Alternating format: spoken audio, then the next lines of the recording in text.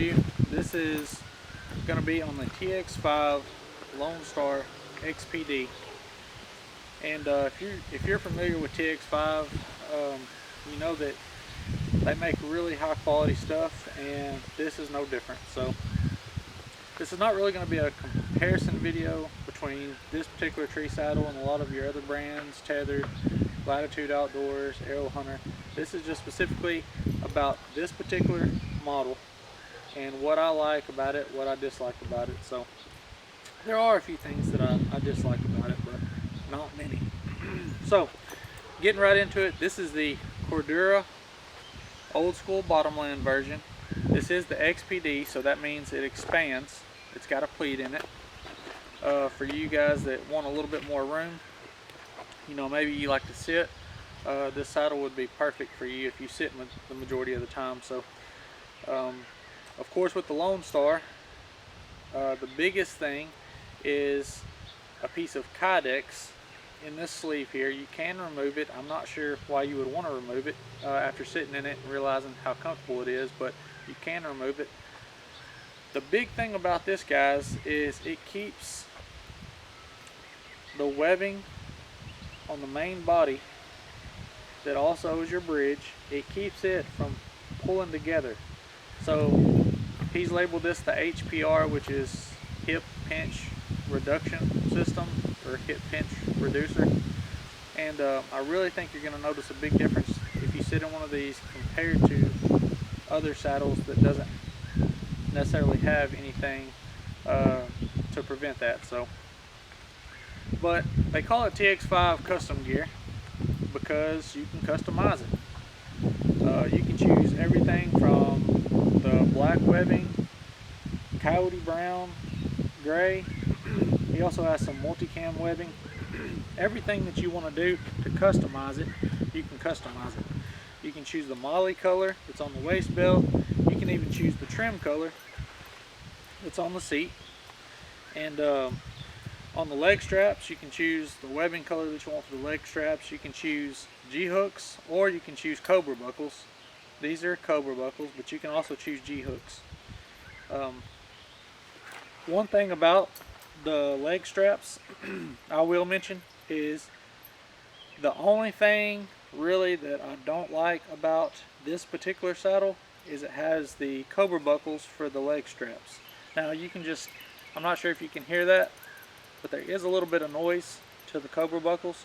I'm sure there's a way that someone could silence that. I haven't done it. So but I actually prefer G-hooks. To me, they're more or less keeping the saddle in place. They're not really doing anything safety wise, in my opinion. They're just more or less keeping the saddle in place. So one thing about it is he does have a waist belt that slides freely. There's a sleeve here, and the waist belt moves freely in the sleeve. He's got ADF Raptor buckle for the waist belt, which I think is really nice. I like hearing that click when I put on my waist belt. I like hearing the click, so I know that it's not going to come undone. As with saddle hunting, use at your own risk. Any saddle. Climbing trees is inherently dangerous, so do so at your own risk. But guys, this is just a fantastic product. Everybody, I'm sure, can attest to his customer service, and the quality of his stuff is just super nice. So let's put it on and let's get in the tree, and I'll show you kind of how it sits. Now also, this is a medium profile. If you get on the website and look, I'm a 36 waist, so technically it's telling me to order a large saddle. Well, a large is just a little bit too much fabric top to bottom than I want. I don't have much of a backside, so the medium fits perfect. So you can get a medium with a large waist belt if you choose so. He'll accommodate you on that, no problem. So just really, it's like I said, it's custom for a reason, and he'll make it custom fit for you. So It has a 8mm ResTech adjustable bridge on it, so that's a really cool feature. If you watch any Greg Stagg's videos, you'll know that he likes a removable bridge, so he can clip it on and clip it off so it's not in the way. Now, typically what I'll do is, after I get my saddle on,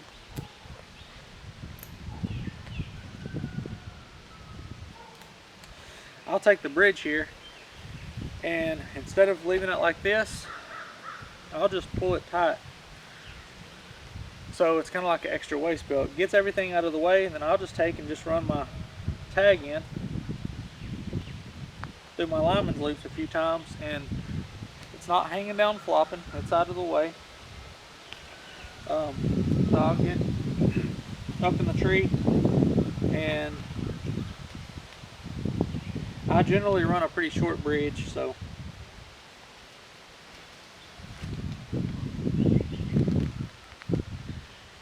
that is about the way I like my bridge. You can also, he's got a tender here, so this is one-handed operation, so I'll show you that when we get up there and you can look it out.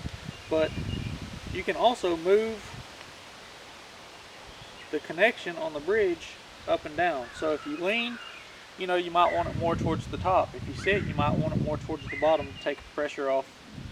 But we'll get up in the tree and look at it.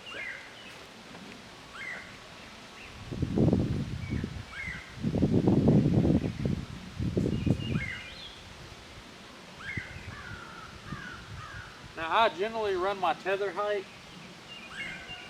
about chin high, so that seems to be what works for me.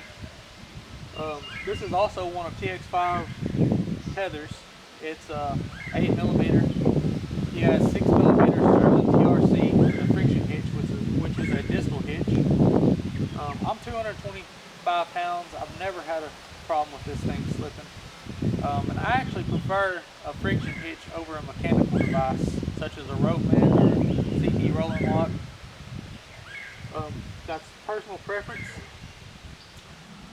but this is generally about where I would run it. I just generally tie an overhand knot in the tag end of my tether. I'll run it up through my bridge. Then I'll clip it in to my carabiner. It just keeps the rope from hanging down, getting in the way.